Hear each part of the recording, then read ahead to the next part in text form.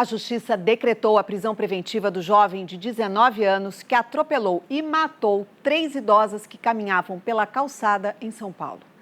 O rapaz vai responder por 3 homicídios, também uma tentativa de homicídio e embriaguez ao volante. 7h10 da manhã, zona norte da capital. A câmera desta padaria gravou as amigas a caminho da igreja. Outro ângulo mostra um pedestre atravessando a rua. O carro, em alta velocidade, sobe na calçada, arranca uma palmeira e atinge em cheio as 3 idosas. Felipe Zacarias Rodrigues, de 19 anos, foi preso em flagrante. Ele negou que tivesse bebido, mas se recusou a fazer o teste do bafômetro. Você estava embriagado? Não bebi. Uma amiga, infelizmente, caiu em cima de mim, por isso eu perdi o controle. Na hora, ela bateu a cabeça dela no meu queixo, eu desmaiei. Para o policial que atendeu a ocorrência, ele disse o contrário. Ele falou que tinha ingerido bebida alcoólica, sim.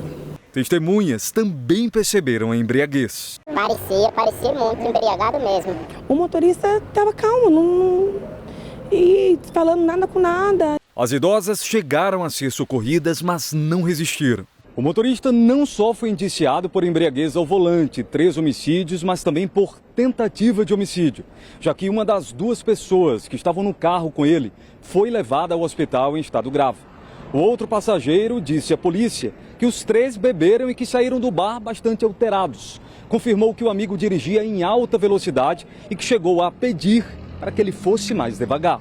Parentes e amigos se despediram de Leonilda Aparecida dos Santos, de 80 anos, e de Alzira Rodrigues Alves Teixeira, de 76. Foi um momento assim que a gente teve muita felicidade, muita mesmo, porque o que ela mais gostava era ter a família reunida. E para ela não tinha preço isso, era a maior felicidade da vida dela. A pessoa estava 100 por hora numa via que é permitido 40 e passou pela rua. Então é um absurdo e a gente só quer que essa pessoa não passe impune. Passageiros saíram às pressas da estação Bibliothèque François Mitterrand, no sudeste de Paris, mesmo sem saber o motivo. Foi o pior dia da minha vida, disse esta francesa, que preferiu não ser identificada. A polícia recebeu chamados de que uma mulher com vestimenta islâmica estaria ameaçando outros passageiros dentro de um dos vagões do metrô. Testemunhas contaram que ela apresentava um comportamento agressivo e que permaneceu assim mesmo após a chegada de oficiais aqui na estação, que fica na periferia de Paris. Um porta-voz do governo disse que a polícia atirou por considerar a situação perigosa.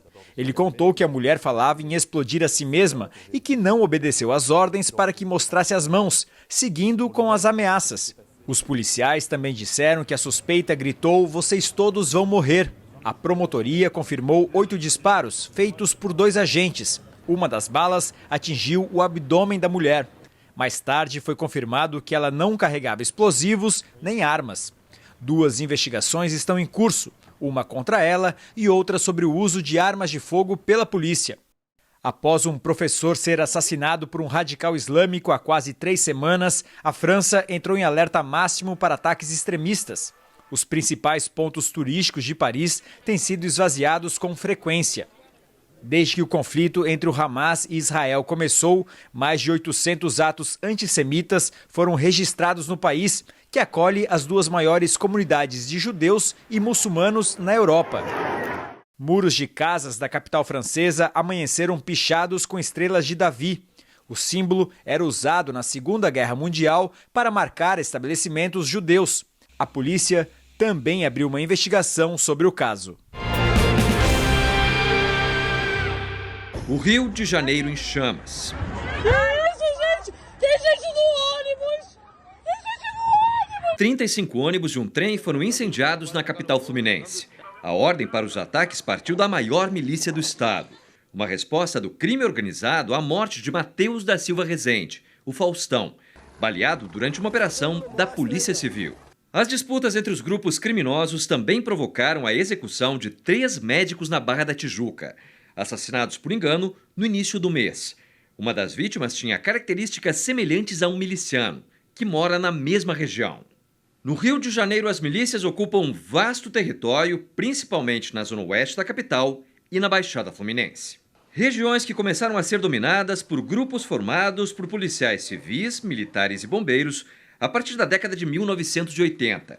Os milicianos passaram a explorar os serviços públicos ilegalmente, como explica este ex-comandante-geral da PM no Rio. A milícia ela vai ter que ocupar espaços onde você tem um abandono das políticas públicas. Por quê?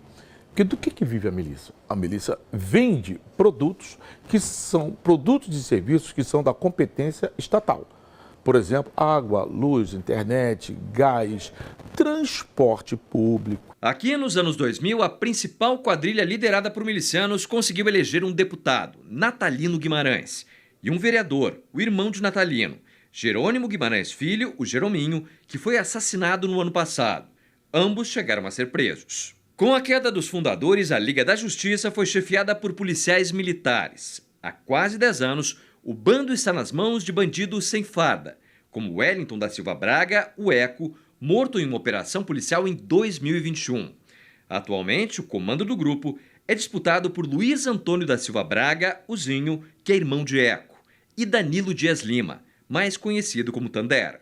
O miliciano Faustão era sobrinho de Zinho e também tinha ligações com o traficante Felipe Mota Pereira, o Lesk, suspeito de participar dos assassinatos dos médicos na Barra e executado logo após o crime pelo tráfico, segundo a polícia. O governo federal já enviou 300 homens da Força Nacional e 250 agentes da Polícia Rodoviária Federal para o Rio. O governador Cláudio Castro esteve em Brasília e pediu o endurecimento das penas para criminosos que classificou como terroristas. É óbvio que só prender líder não resolve, desarticula no começo, mas ele se rearticula. Só fazer lavagem não dá certo e só fazer operação não dá certo. Mas quando você tem todas essas ações coordenadas e combinadas, você começa a vislumbrar dias melhores. O presidente do Supremo Tribunal Federal, o ministro Luiz Roberto Barroso, também se manifestou. Estou, eu diria, elevando para o topo da minha lista de prioridades o enfrentamento da criminalidade, do crime organizado e da violência no país em geral e no Rio de Janeiro em particular. Eu acho que nós estamos precisando fazer diagnósticos corretos em busca de soluções corretas que são urgentes. Este sociólogo da Universidade Federal Fluminense argumenta que só será possível combater as milícias quando o Estado cortar na própria carne. Para além de várias ações que são importantes, uma que é fundamental é a reforma das instituições de segurança, né? Mas também uma investigação clara que tenha efeitos em outras instituições, como, por exemplo, cargos políticos, né? Seja no executivo, seja no legislativo, enfim, inclusive no judiciário, né? Uma guerra em que o poder das instituições está em jogo. Quando você fala que o Estado tenta combater a milícia, eu pergunto qual Estado tenta, qual parte do Estado? Quem manda no território é o Estado, a milícia respondeu novamente. Quem manda aqui sou eu. Delmário foi preso pela Polícia Militar de Goiás na cidade de Neirópolis, na região metropolitana de Goiânia. O ex-senador é o principal suspeito de mandar matar Antônia Araújo Souza, mãe da filha dele. A mulher iria depor no processo em que a filha acusa Delmário de tentativa de estupro, mas foi assassinada 3 dias antes da audiência. Uma pessoa que muito se beneficiaria com a morte dela seria justamente o mandante, Delmário Mota. Antônia foi executada com um tiro na cabeça no final de setembro, na porta de casa em Boa Vista. Uma câmera de segurança flagrou o momento em que Leandro Luz da Conceição surge correndo e efetua o disparo. Leandro foi preso em Caracaraí, interior do estado. Segundo as investigações da polícia, a assessora de Delmário, Cleidiane Gomes, teria entregue a moto ao assassino um dia antes do crime. Ela também foi inquirida nos autos na condição de interrogada e prestou muitas informações. As investigações apontam que a quadrilha teria usado a fazenda do ex-senador para arquitetar o crime e, inclusive, treinar tiros. Um local onde houve não apenas o planejamento, não apenas a reunião do grupo, como também até um treinamento antes da execução. Com a prisão de Delmário, o único suspeito que segue foragido é o sobrinho do ex-senador, identificado como Harrison Ney Corrêa Mota. Ele seria o responsável pela logística do crime. A polícia de Roraima solicitou autorização judicial para transferir Telmário Mota para o estado. Foram cumpridos mandados de busca e apreensão na casa dele, no centro de Boa Vista. Telmário foi eleito senador em 2014 e encerrou o mandato este ano. Carros de luxo e mais de 6 milhões de reais em dinheiro foram apreendidos pelos agentes da Polícia Federal que cumpriram 10 mandados de busca e apreensão em endereços da capital paulista e de São Bernardo do Campo, na região metropolitana, ligados a 8 suspeitos de participação no esquema de estelionato e lavagem de dinheiro. As investigações começaram a partir de informações repassadas por um banco sobre movimentações financeiras atípicas feitas por integrantes da organização criminosa. O dinheiro vinha de golpes aplicados em redes sociais a partir de propostas de emprego semelhantes a esta, com promessa de ganho rápido. A pessoa começa a desenvolver uma atividade numa plataforma virtual, ela vai acumulando um saldo, que é uma espécie de um salário, só que para sacar esse saldo ela tem que dar uma contrapartida para auxiliar a plataforma. Quando ela faz a transferência mediante Pix dessa contrapartida para sacar o salário dela, os criminosos cessam o contato. O dinheiro era desviado para laranjas, cooptados aqui na região do Brás, tradicional área de comércio popular no centro de São Paulo. Eles recebiam dos golpistas para abrir contas em bancos digitais. Em 6 meses, foram pelo menos 4 milhões de reais. Segundo a polícia, parte desse valor foi transferida para uma empresa que comercializa armas e munições.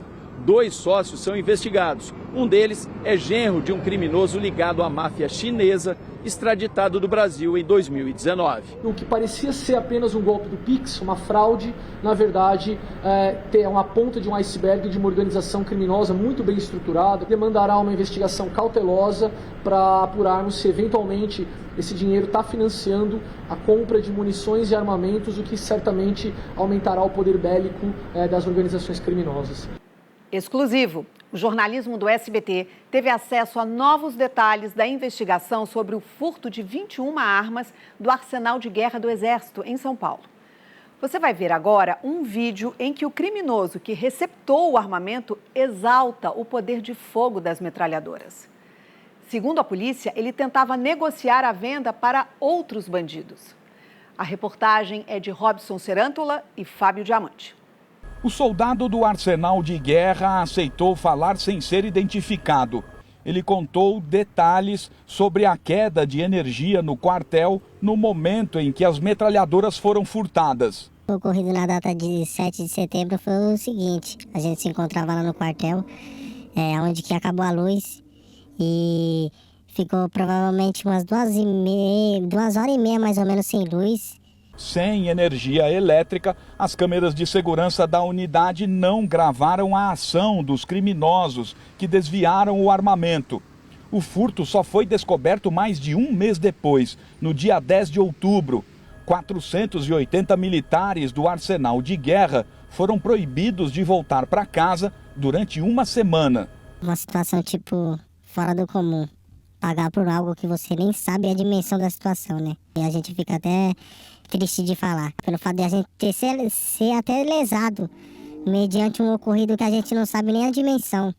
No total, 21 metralhadoras do Exército foram furtadas do quartel, que fica em Barueri, na Grande São Paulo. Ninguém foi preso. As armas desaparecidas são de calibre .50, capaz de derrubar aeronaves. Segundo o Exército, 6 militares participaram diretamente do furto. O cabo, que trabalhava como motorista do comandante da unidade, é apontado como responsável por retirar as metralhadoras de dentro do quartel. O pai dele, segundo a Polícia Civil, é um procurado da Justiça. Ele foi condenado por homicídio e está foragido desde 2019. Valmir Tandu foi condenado a 12 anos de prisão. Ele e um amigo mataram um colega de trabalho por causa de uma dívida de R$3 mil em 2008. A prisão preventiva do cabo já foi pedida pelo Exército para a Justiça Militar. Os receptadores do armamento nas ruas continuam sendo investigados pela Polícia Civil. O ponto de partida é este vídeo gravado pelos criminosos no dia seguinte ao furto. Que dia é hoje? 8. Dia 8. 8 de setembro aí, parceiro. Ó, tá aqui comigo aqui, ó. Vamos embalar aqui agora, pra partir, ó. Ó, dá uma olhada isso aqui, ó.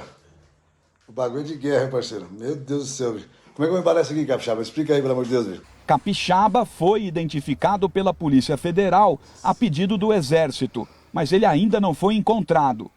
Bagulho de guerra, parceiro, ó. Cadê os outros aqui, os outros dois? Então, aqui, ó. Em pé aqui, os outros dois, ó. O Departamento de Investigações Criminais, o DEIC da Polícia Civil, investiga Messias Barbosa de Pádua, de 60 anos, conhecido como Velho.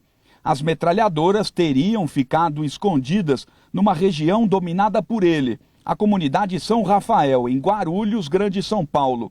Este outro homem, Alexandre Cardoso, o gordo, de 41 anos, também é procurado por tentar vender as armas. Tudo aqui na mão, aqui, ó. Entendeu? E pra falar que a gente não joga conversa fora. Um segundo vídeo foi gravado pelos criminosos no dia seguinte ao furto das metralhadoras para mostrar os detalhes das armas. E essa foi a parte que não deu certo. Os bandidos não conseguiram encontrar compradores e eles tiveram tempo. O Exército só percebeu o sumiço das armas mais de um mês depois. Este é o segundo vídeo. Repare que um fuzil aparece na imagem.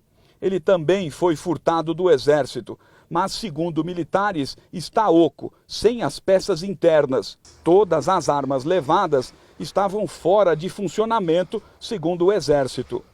A prisão preventiva dos 6 militares do Arsenal de Guerra que participaram diretamente do furto já foi pedida para a Justiça. Um dos suspeitos é um cabo que trabalhava como motorista do comando. Ele chegou a desaparecer por 24 horas, mas se apresentou no quartel com um atestado médico. O nome e o rosto dele não serão mostrados porque a Justiça Militar ainda não decidiu sobre o pedido de prisão. 19 oficiais já foram presos disciplinarmente por terem falhado no controle do armamento.